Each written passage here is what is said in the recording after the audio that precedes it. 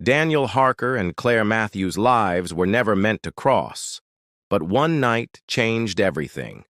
In the quiet town of Ashford, Ohio, a brutal murder shattered the peace, and Daniel became the face of guilt. Years later, behind prison walls, he would speak words that would shock the world, revealing secrets no one could have imagined, and exposing a truth darker than anyone dared to believe. In the summer of 1998, the town of Ashford, Ohio, was the kind of place where everyone knew everyone else's business. The streets were lined with small houses, picket fences, and occasional patches of overgrown grass. People walked their dogs in the early mornings and waved to neighbors they had known since childhood. It was the kind of town where crime was rare, and any incident made headlines. So when the news broke that a young woman named Claire Matthews had been brutally murdered, the shock rippled through every corner of the community. Claire was 24, full of life, and well-liked by everyone who knew her. Her disappearance was first reported by her parents after she failed to return home from her evening shift at the local bookstore. When her body was found, the town's sense of safety vanished overnight. Daniel Harker, 29 at the time, became the prime suspect almost immediately.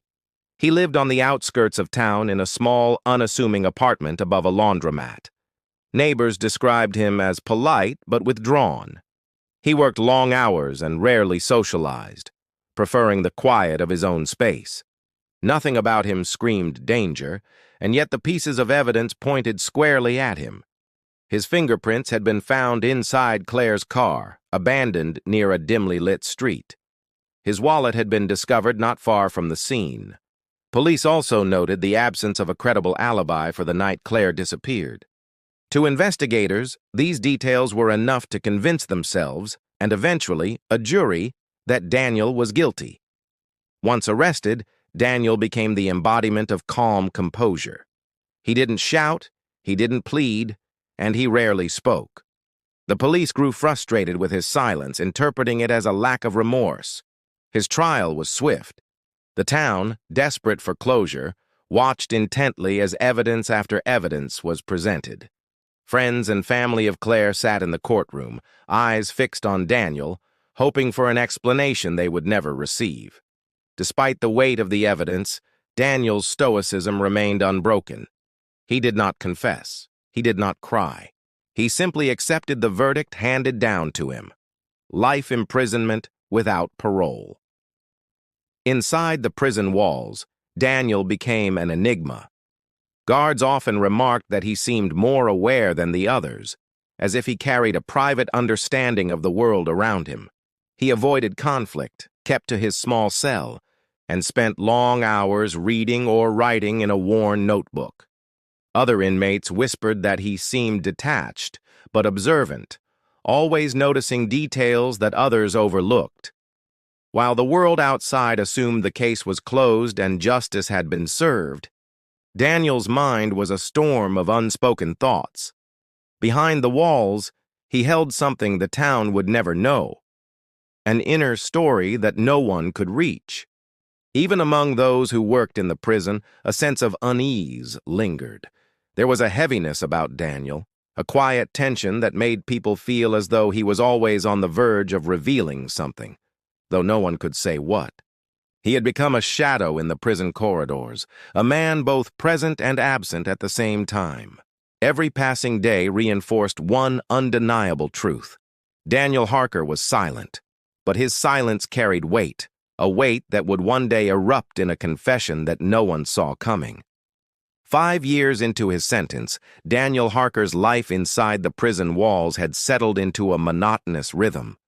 The days were predictable: wake up, eat, work assignments, count, lights out, but something about him had shifted. Guards noticed a subtle change, a quiet intensity that had not been there before. He still avoided interaction with other inmates, but now he seemed less detached, more inwardly focused. Prisoners whispered among themselves that Daniel was thinking deeply about something, though no one dared ask what. Staff members who crossed paths with him described the same unnerving sensation, a man carrying a burden too heavy to put into words.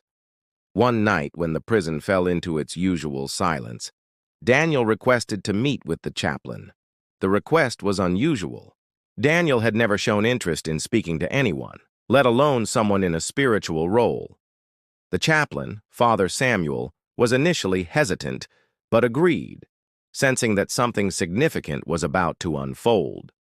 When Daniel entered the small, sparsely furnished room, he carried no signs of nervousness.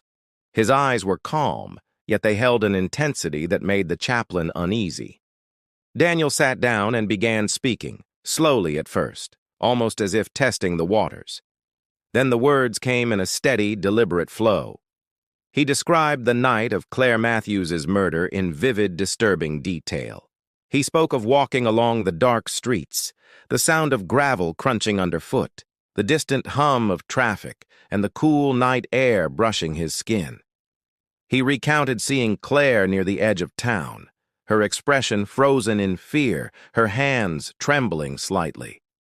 Daniel described the way she moved, how her hair caught the dim light of a street lamp, and the fleeting moments before the fatal act. The chaplain, a man accustomed to hearing confessions, felt a chill run down his spine. The specifics were alarming in their clarity, almost as though Daniel had been there in the flesh, observing every detail.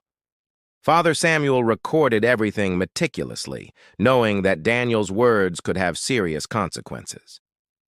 When the session ended, Daniel left without emotion, returning to his cell as if nothing had happened.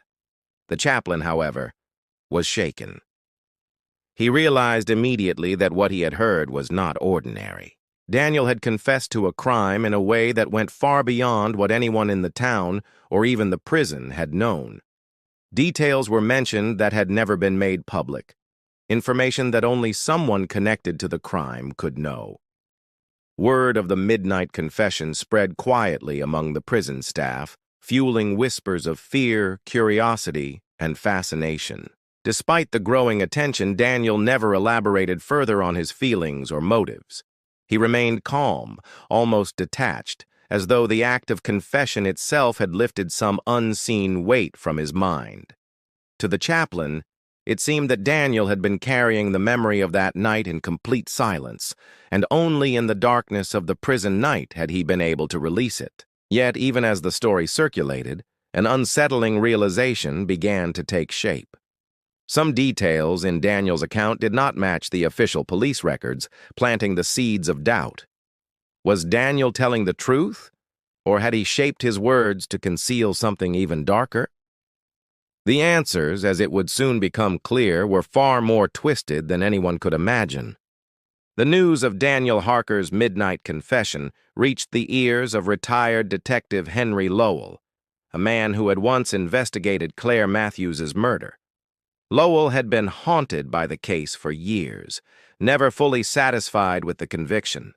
Something about the evidence had always seemed too neat, too convenient, and Daniel's words reignited the doubts that had lingered in Lowell's mind. He began to pore over the old case files, police reports, and photographs, comparing them with the details Daniel had revealed. At first glance, the confession seemed thorough, almost impossible to dispute. Yet, as Lowell read and reread the notes, he began to notice cracks in the story, subtle inconsistencies that raised troubling questions. Daniel had described Claire being killed near the old railway tracks on the outskirts of town. He spoke with precise detail about the angle of the street lamp, the texture of the gravel, and the way shadows fell across the empty road. But according to the police reports, Claire's body had been discovered several miles away, in a dense wooded area behind a closed factory. The descriptions did not align. Lowell knew the town too well to dismiss this discrepancy as a simple mistake. It was either a slip, a manipulation, or an indication that Daniel was speaking about someone else entirely. He felt the familiar unease of chasing a lead that seemed to move just out of reach, yet he could not ignore it. Further inconsistencies began to emerge. Daniel mentioned a necklace Claire had been wearing the night she died, an item that her family adamantly denied she owned. The fact that he included such a specific detail, something completely false according to those closest to Claire, unsettled Lowell even more. Was this an attempt by Daniel to confuse? Or was it a reflection of memories twisted by time and guilt? Every note in the confession seemed carefully chosen, precise in some places, and deliberately vague in others. It was as if Daniel knew exactly how much he could reveal without incriminating himself, or someone else. Lowell began to question the original investigation. Could the police have focused on Daniel so early in the case that they overlooked other possibilities? Was it possible that someone else had committed Claire's murder, while Daniel's guilt had been assumed based on circumstantial evidence alone? These questions gnawed at him, and he decided to dig deeper. He revisited witnesses, reviewed physical evidence, and even retraced the steps described in the confession. Everywhere he went, the same chilling feeling returned. Daniel S.'s words were accurate in some respects, but eerily off in others. The detective began to suspect that the confession was more than a mere retelling. It was a carefully constructed map pointing to something hidden, a truth tangled in deception and misdirection. As Lowell continued to unravel the contradictions, a disturbing realization took hold. If Daniel's confession did not match Claire's case, then it might match another, unsolved crime. And if that were true, it meant the investigation had failed not once, but twice. Once in convicting the wrong man, and once in leaving a real killer free. The retired detective felt the weight of urgency pressing down on him. What had Daniel really confessed to in the darkness of that prison cell? Lowell knew the answers would not be easy, but he also knew that uncovering them could change everything the town believed about justice, guilt, and the fine line between them. As Henry Lowell delved deeper into the inconsistencies of Daniel Harker's confession, a disturbing pattern began to emerge. The details Daniel had shared, the gravel roads, the distant railway tracks, the faint street lamp shadows, did not fit the murder of Claire Matthews, yet they matched something Lowell had almost forgotten. Years earlier, another young woman, Evelyn Ross, had vanished under mysterious circumstances. Evelyn, 22, had been last seen walking home late one evening, not far from the railway tracks Daniel described. Despite an extensive search at the time, no trace of her had ever been found. Her case had gone cold, quietly fading from the news, leaving only unanswered questions and grieving family members. Lowell suddenly realized that Daniel's confession might not be about Claire at all. Lowell began to retrace the investigation into Evelyn's disappearance. Witness statements, old police notes, and archived news articles slowly painted a picture of a night eerily similar to the one Daniel had described. People recalled seeing a man lingering near the tracks, his presence unsettling but dismissed at the time as coincidence. The details of Evelyn I.'s last known movements aligned with the confession in ways that Claire S.'s murder never had. Lowell felt a chilling certainty growing in his chest. Daniel S.'s midnight confession was not about the crime for which he had been convicted. The detective requested access to the evidence stored from Evelyn's case. Dusty boxes of files and photographs sat untouched in the police archives for years, waiting for someone to notice the threads connecting them. Lowell examined the terrain around the railway tracks, the overlooked paths through dense brush, and the places where a body could easily remain hidden. As he cross-referenced the locations with Daniel's confession, the pieces began to fit with terrifying clarity. The specificity of Daniel's words, the placement of objects, the layout of the land, the subtle marks he described, mirrored Evelyn's disappearance perfectly. Each detail seemed deliberately chosen, as if Daniel had intentionally spoken the truth about a crime long buried by time. For Lowell, the revelation was both thrilling and horrifying. The confession, once thought to confirm Daniel's guilt in Claire's murder, now cast doubt on the original case entirely. If Daniel had been describing Evelyn, then someone else had killed Claire Matthews, leaving Daniel wrongfully convicted. Worse, it suggested that Daniel had committed another crime, one that had gone undetected for years. Lowell could feel the weight of responsibility pressing down on him. Every decision, every overlooked lead in Evelyn's case, suddenly carried new consequences. The town had believed it had found justice in Daniel, but the truth was far more complex and far more sinister. Excavations were planned near the railway tracks, guided by the confession's details. Volunteers and investigators combed through the dense underbrush, careful not to disturb evidence that had lain untouched for decades. Each moment of discovery felt like peeling back a layer of the past, revealing secrets that the town had long ignored. The chilling reality was undeniable. Daniel Harker's words had reopened a case everyone had given up on. What had once been a simple, tragic disappearance was now entwined with years of misjudgment, wrongful conviction, and the haunting knowledge that the real story of Evelyn Ross had finally been brought into the light. The midnight confession had done more than shock a small-town prison. It had uncovered a truth so unsettling that the community could never see Daniel, or itself, the same way again. The discovery near the railway tracks sent shockwaves through Ashford.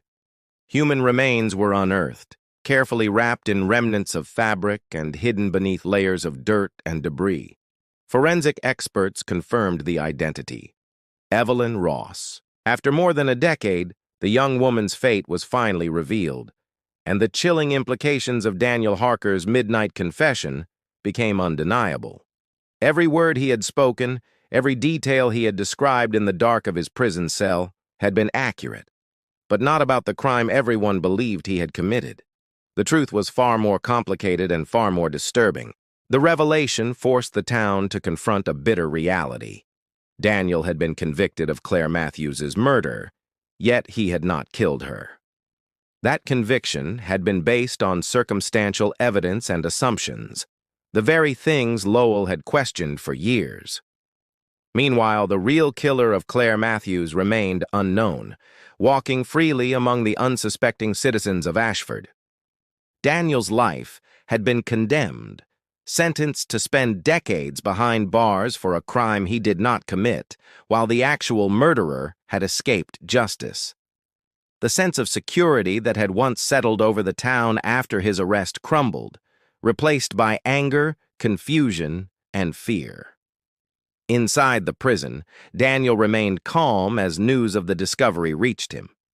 He did not celebrate, nor did he show relief. To him, the acknowledgement of Evelyn's death was a quiet vindication, but it was also a burden renewed. His own guilt, intertwined with the horrors of the night he had confessed to, was undeniable. He had taken a life, and now the consequences of that act, long hidden, could no longer be ignored. Authorities debated how to proceed, knowing that Daniel's conviction for Claire's murder was a miscarriage of justice. They considered reopening her case, but the damage had been done. Daniel would never leave prison for her sake. He had already lost the years meant for freedom, for rebuilding a life that could never exist. For Detective Henry Lowell, the case became a haunting study in human error, misjudgment, and the fragile line between truth and perception. Every file, every overlooked clue, every assumption that had been made over the years was scrutinized in light of Daniel's confession. It became clear that the criminal justice system, while powerful, was not infallible. Daniel's story was proof that even the most convincing evidence could mask a far more complicated truth. The realization was bitter. Justice had been partially served, but at a tremendous cost. In the end, Daniel Harker died in prison, a man both guilty and innocent. His midnight confession had solved the mystery of Evelyn Ross, but had left the town of Ashford grappling with the knowledge that Claire Matthews, true killer, remained at large. The lines between right and wrong, truth and deception, became blurred, leaving a lingering unease that would never fully dissipate. Daniel's words, spoken in the quiet darkness of his cell, were a testament to the complexity of human nature and the shadows that exist behind even the most orderly walls. In the end, his confession became both a warning and a revelation that the truth, however carefully hidden, has a way of coming to light, and that the consequences of guilt and innocence are often far more entangled than anyone could imagine.